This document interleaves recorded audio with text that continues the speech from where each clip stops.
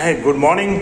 तो आज हम आए हैं अपने मकसद की ओर बढ़ रहे हैं कि लोगों की जो उनकी प्रॉब्लम्स हैं वो कैसे अपना बिजनेस चलाते हैं वो हम लोगों को बता सकें।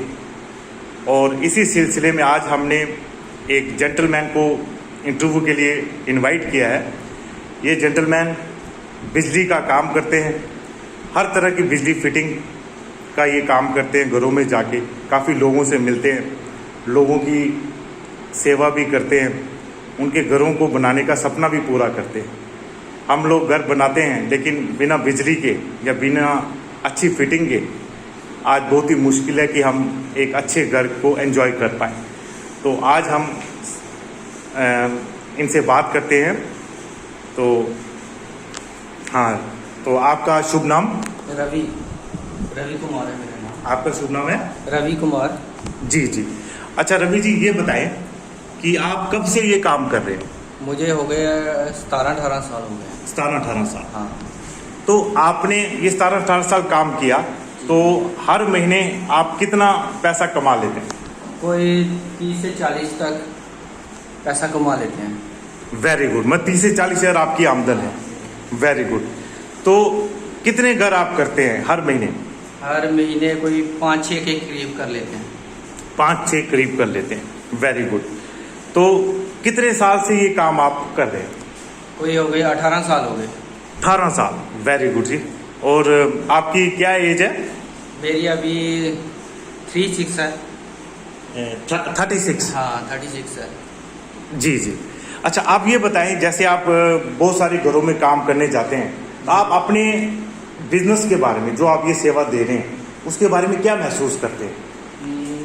महसूस तो यही करते हैं किसी की फिटिंग करके कि बहुत अच्छा लगता है और इस काम से पैसे भी मिलते हैं, यानी कि अपना भी चलता है और दूसरों का भी चलता है।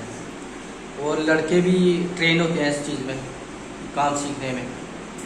और काम बढ़िया है, कोई करने वाला होना चाहिए बस। जी जी। तो आप हर तरह की फिटिंग कर लेते हैं? जी, हर तरह की फिटिंग कर लेते हैं।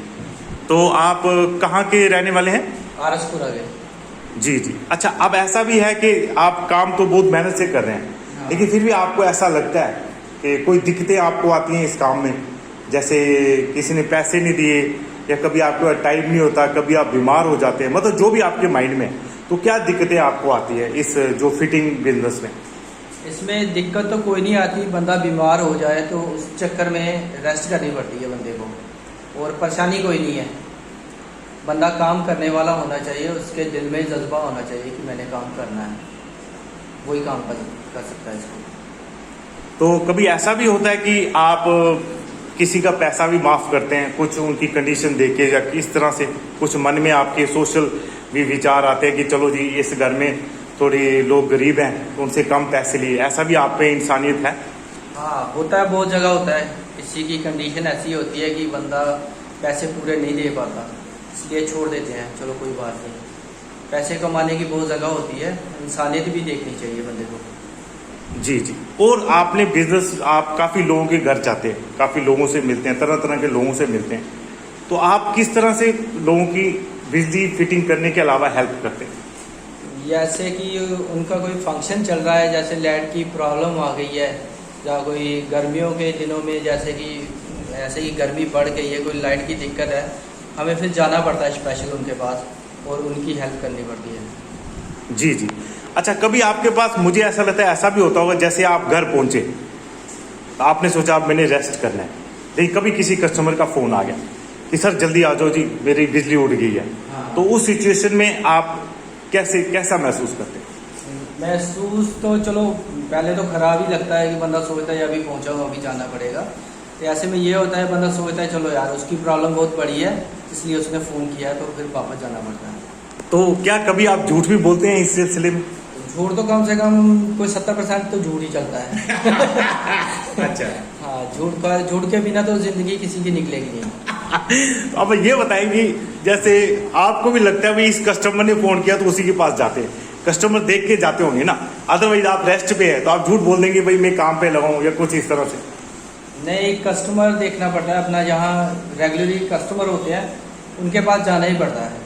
चाहे कोई भी कंडीशन आ जाए, जैसे कि बंदा बीमार है तो चलो अलग बात है, तो जैसे कि बंदा सोचता है कि चलो यार फ़ोन आ गया, अपना कस्टमर है, उसके पास जाना ही पड़ता है कि कोई दिक्कत हो गई, परेशानी होगी, तो ऐसे बंदा कुछ रह नहीं पाता पीछे, तो बंदे के मन में ये आता है यार वो बंदा रह गया, उसका काम करना था। जी जी। तो आप शादीशुदा है? हाँ बिल्कुल, शादी की है मैंने।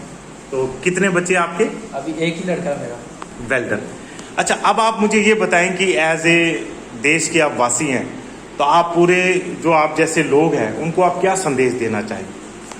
मैं यही अपने लड़कों को यही संदेश देना चाहता हूँ, चाहे फील्ड में कोई भी काम हो उसको पूरा सीखो, उस पूरा सीखने के बाद काम करना शुरू करो, नहीं तो ऐसे बीच में बंदा काम करेगा तो पूरा कर नहीं पाएगा, फिर किसी को दूसरे को फ़ोन करेगा, कभी किसी को फ़ोन करेगा पूछने के लिए, इसलिए पहले पूरा सीखो फिर करो। गुड।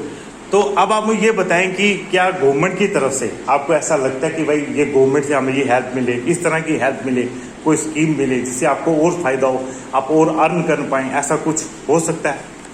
हाँ, अभी तो गवर्नमेंट की तरफ से कोई स्कीम नहीं है मिली, लेकिन जब मिलेगी तो फिर सोचेंगे लेने के लिए, तो अभी तो फिलहाल ऐसे ही चल रहा है। तो आपको अभी किस तरह की सपोर्ट चाहिए? जैसे आपको अगर कोई पूछे कि Ravi ji as a electrician आप किस तरह की स्कीम गवर्नमेंट से चाहते हो, किस तरह गवर्नमेंट आपकी हेल्प कर सकती है?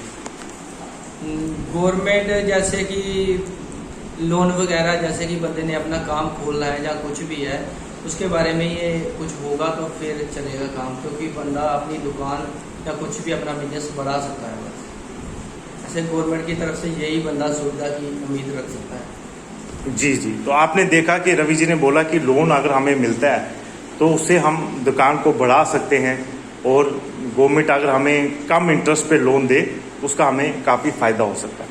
आखिरी सवाल रवि जी से यही पूछेंगे कि वो अपना भविष्य इस फील्ड में किस तरह से देखते हैं, वो उनकी भविष्य में क्या प्लानिंग है, और एज ए इलेक्ट्रीशियन वो अपना भविष्य किस तरह से देखते हैं?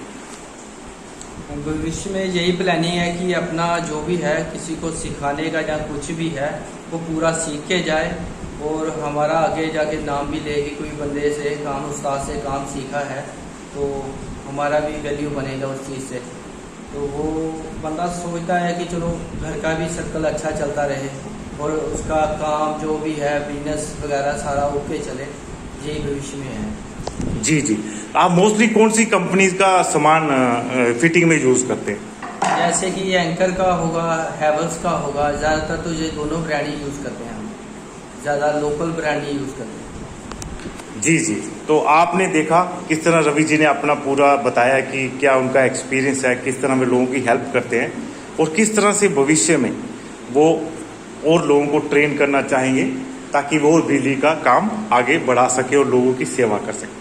तो रवि जी, हम आपका शुक्रिया अदा करते हैं कि आपने हमारे लिए थोड़ा वक्त निकाला, तो आपका धन्यवाद। Thank you sir. वेलकम।